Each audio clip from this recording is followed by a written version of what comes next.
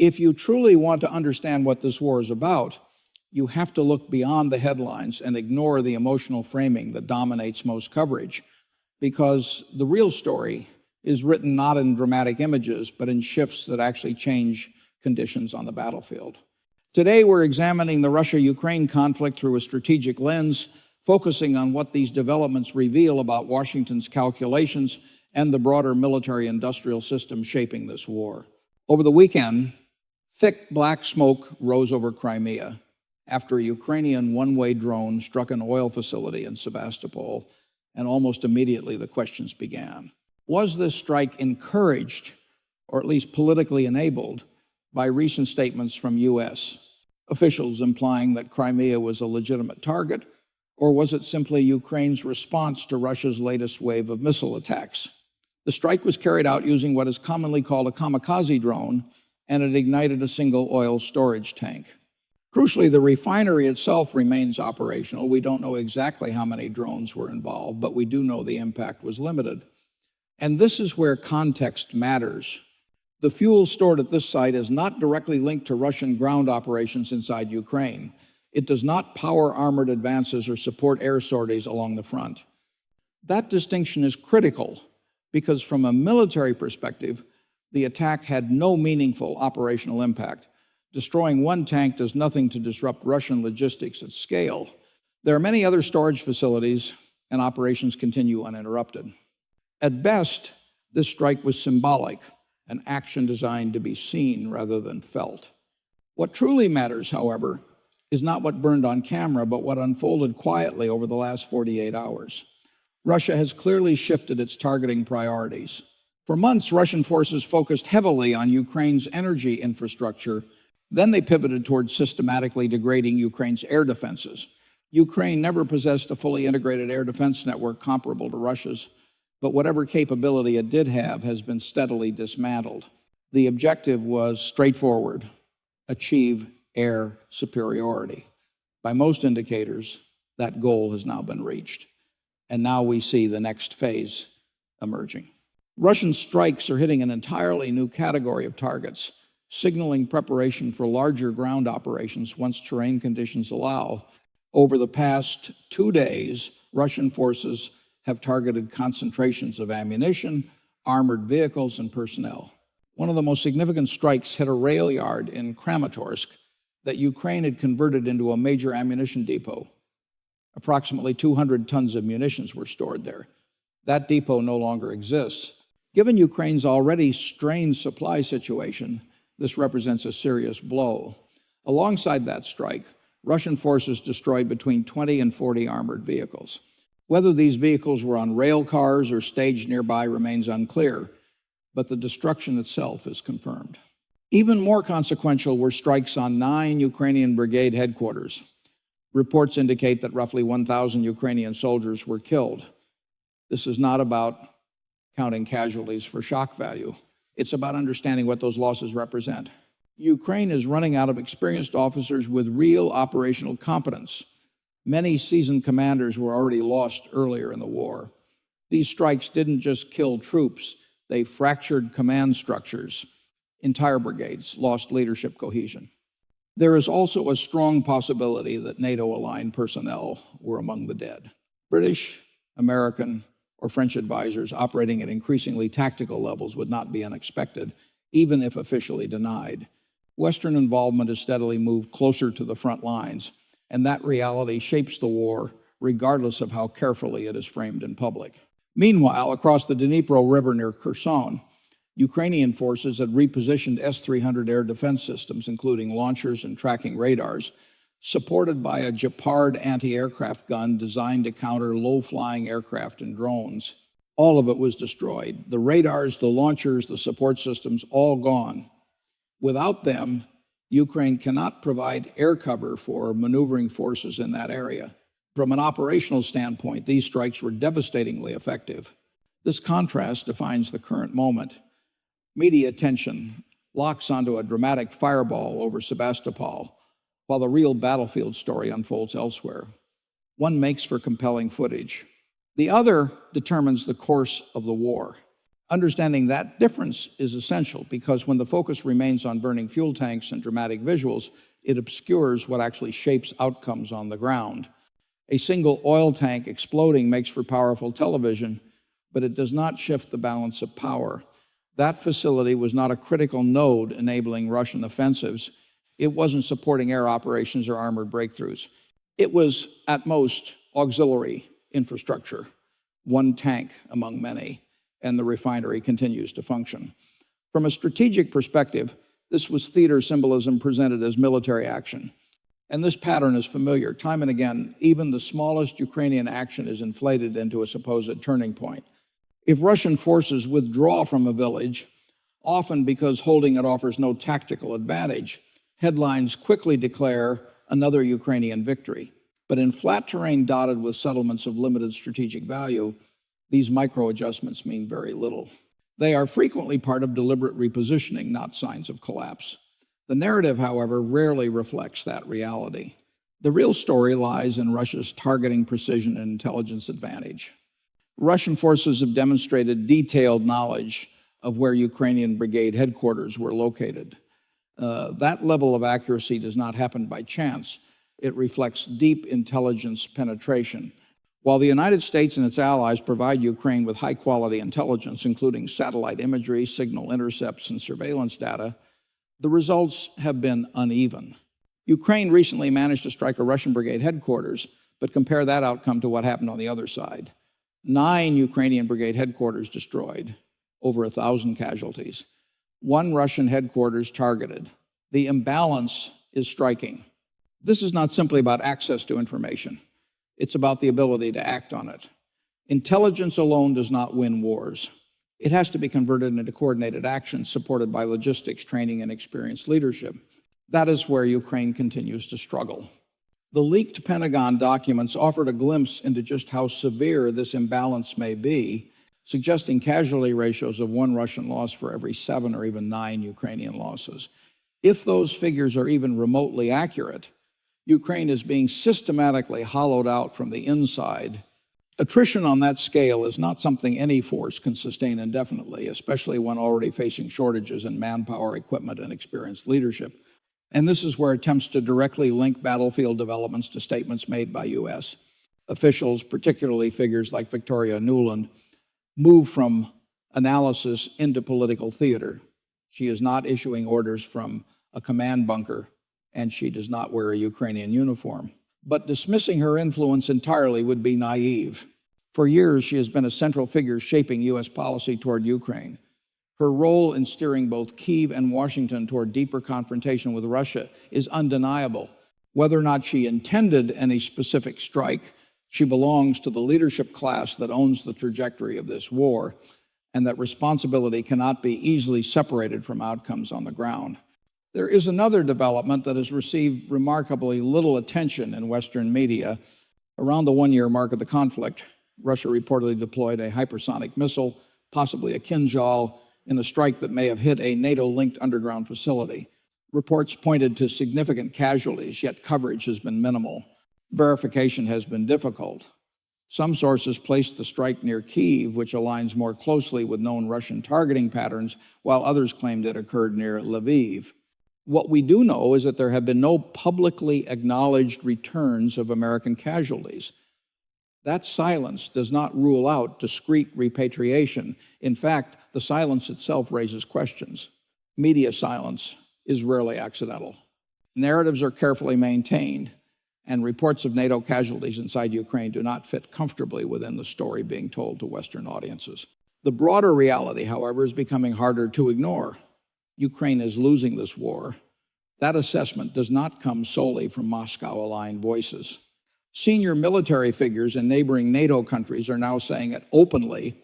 Poland's chief of staff has repeatedly stated that Poland no longer has the ammunition reserves to sustain even a short conflict with Russia, largely because its stockpiles have been drained by support for Ukraine. More importantly, he has rejected the caricature of the Russian military as incompetent and disorganized. Instead, he describes Russian forces as capable, disciplined, and resilient. That assessment clashes sharply with the image often presented in Western media of poorly trained soldiers and failing command structures. Reality, as it often does, is more complex and far less comforting. At the same time, figures like Yevgeny Prigozhin, the head of the Wagner Group, further complicate the picture. His public statements are provocative and often disruptive, but they also suggest personal political ambition.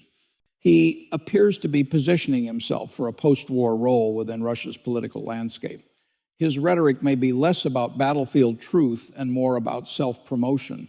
Yet President Putin's tolerance of these outbursts likely serves a purpose. Prigozhin's criticism applies pressure to conventional military commanders without Putin needing to intervene directly.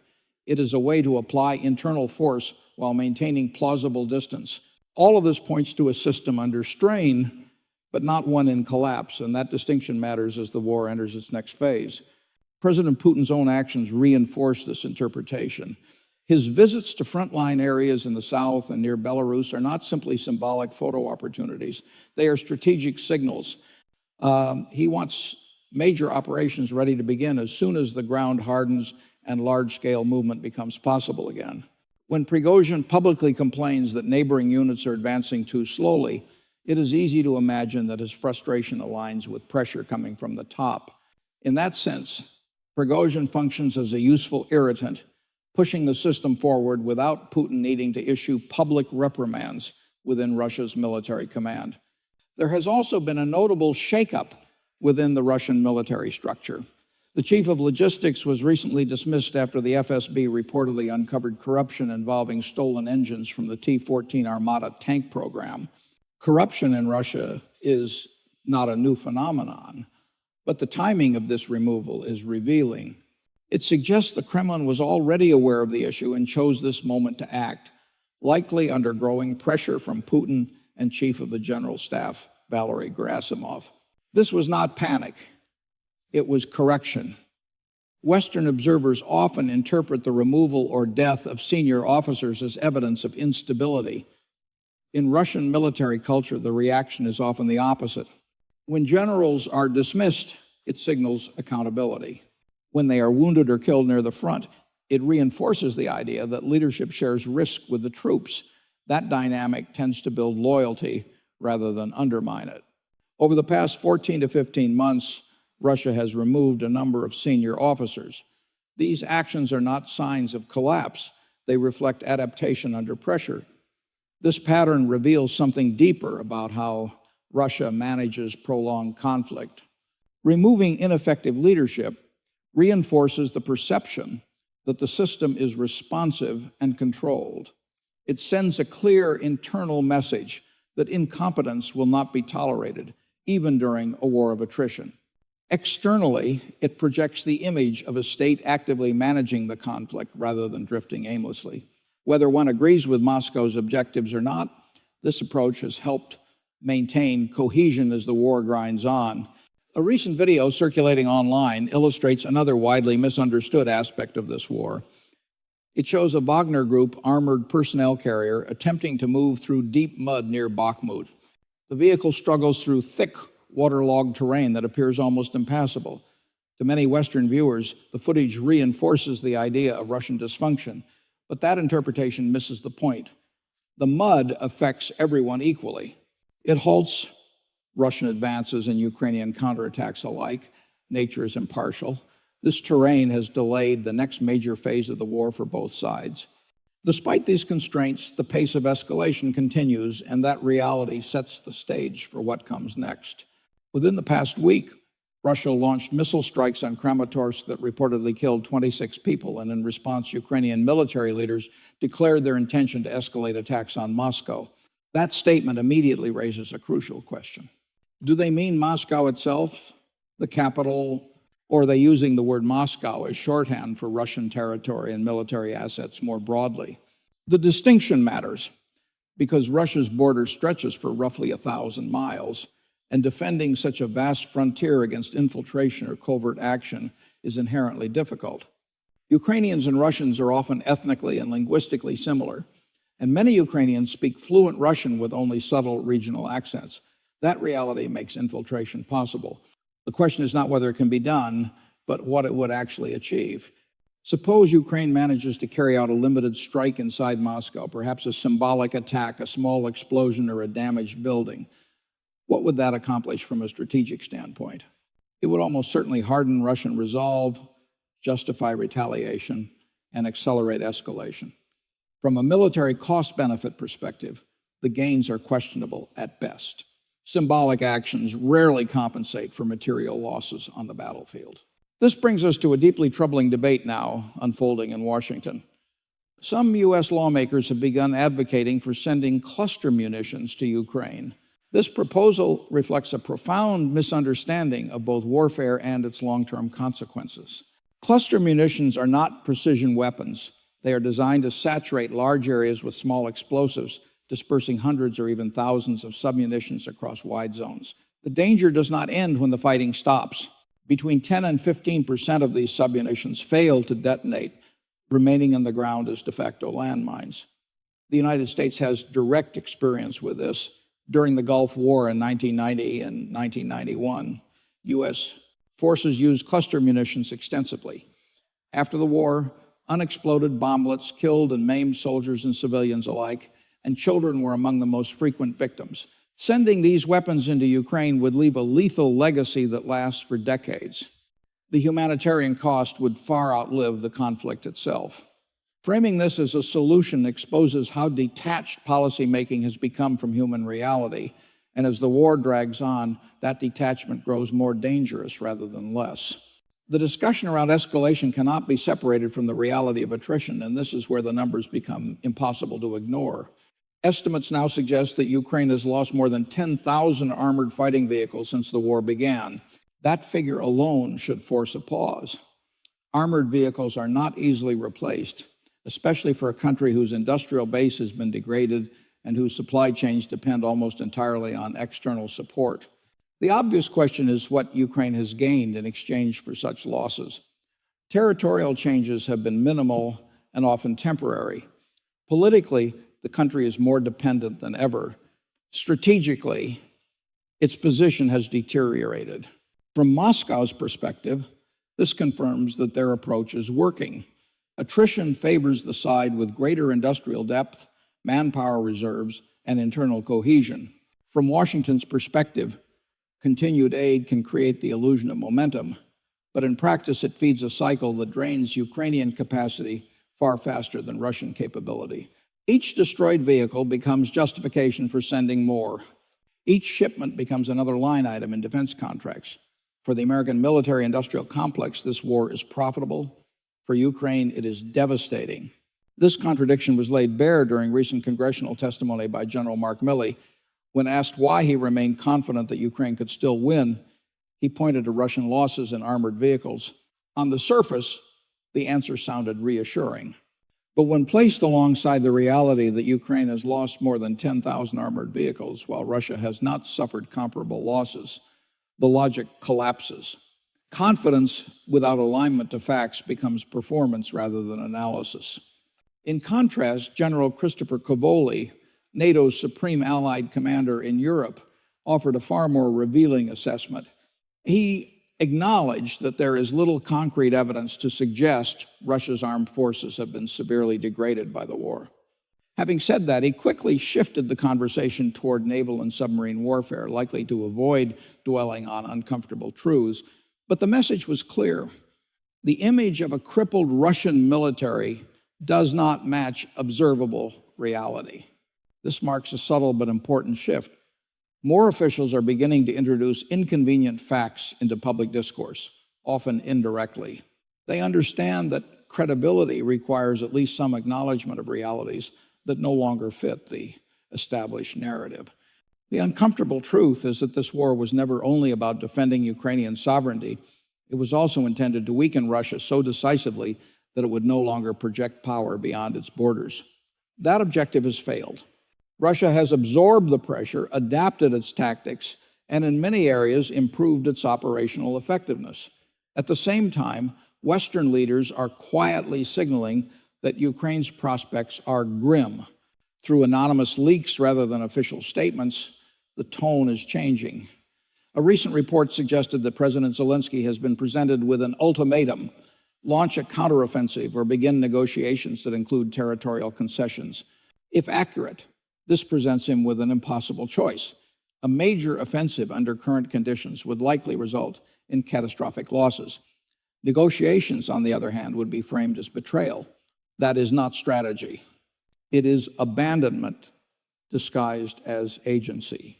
Former CIA analyst Ray McGovern put this dynamic bluntly when he predicted that Zelensky would not remain in power another year, not because of direct Russian action, but because he would be removed by NATO interests or by Ukrainian nationalist forces themselves. In his view, Putin would not need to intervene at all. Zelensky's fate would be decided by those who once backed him or by those who believe he failed to go far enough. When you examine Zelensky's political rise, the pattern is familiar. Like many Western-backed leaders, he was elevated rapidly, packaged as a symbol, and presented as a solution. Before politics, he was an entertainer, a performer whose appeal was rooted in media presence and populist charm. He was supported by powerful oligarchic interests and ran on a platform centered on peace, especially ending the conflict in Donbass. Crucially, he was a native Russian speaker, signaling reconciliation to a divided electorate. Once in office, that platform disappeared. Peace was replaced by hardline nationalism fully aligned with Western strategic objectives. Whether this shift was voluntary or imposed remains open to debate, but the outcome is what matters. Voters' expectations were discarded, and the country was drawn deeper into a war it was structurally unprepared to sustain. As pressure continues to mount, Zelensky's political survival grows increasingly uncertain, and with it the stability of Ukraine's governing system. This instability is not just about one individual leader. It reflects a broader pattern seen in governments that come to be perceived as serving external agendas over the needs of their own populations. When that perception hardens, legitimacy erodes quickly. Whether Zelensky is eventually pushed out through political maneuvering, forced into exile, or removed through more extreme means, the underlying tension will remain. The deeper issue is trust, and once that is lost, no amount of foreign backing can fully restore it. This is a lesson repeated throughout modern history, yet it is rarely acknowledged in real time. That brings us to a much larger question that extends beyond Ukraine itself, the future of NATO. For years, NATO has presented itself as a unified and indispensable alliance, but this war has exposed fractures that were already present. You have argued before that the conflict in Ukraine could either fracture NATO or leave it fundamentally altered, and the evidence suggests that process is already underway.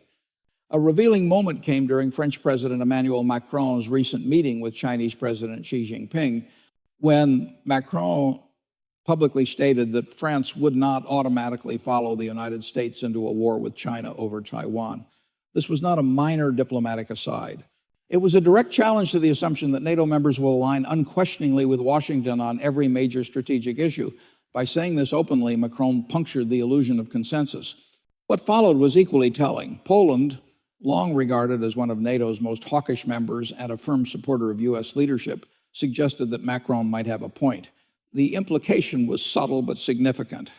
Perhaps Europe has relied too heavily on the United States for its security, and perhaps that dependence has gone too far. These are not marginal voices. They come from core members of the alliance. This debate is not new. During Donald Trump's presidency, he bluntly told European leaders to stop relying on American military power and start funding their own defense. His language was abrasive, but the argument itself was straightforward. Why should American taxpayers underwrite European security indefinitely?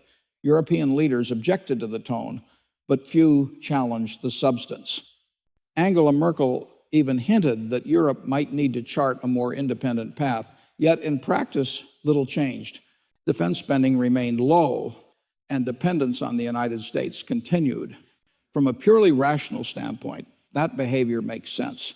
If a powerful ally guarantees your security regardless of your own investment, there is little incentive to spend more. It may be strategically short-sighted, but it is economically convenient. The problem is that this arrangement leaves Europe strategically immature. Real autonomy requires real responsibility, And the only way that changes is if the guarantee weakens or disappears. Remove the assumption that the United States will always step in and European nations will be forced to adapt. That adaptation will not be smooth or quick, but it will be unavoidable. Without it, NATO risks becoming an alliance in name only, a collection of flags and institutions without a coherent purpose or shared resolve. So, will NATO survive? Possibly. But survival does not necessarily mean relevance. The alliance may continue to exist on paper while losing its ability to function as a unified military force. This war has accelerated that trajectory. It has revealed that European interests do not always align neatly with Washington's priorities, and it has shown that hostility toward Russia has often been assumed rather than carefully examined. A future European security architecture may look very different. It would not necessarily be anti-American, but it would no longer be dictated by Washington.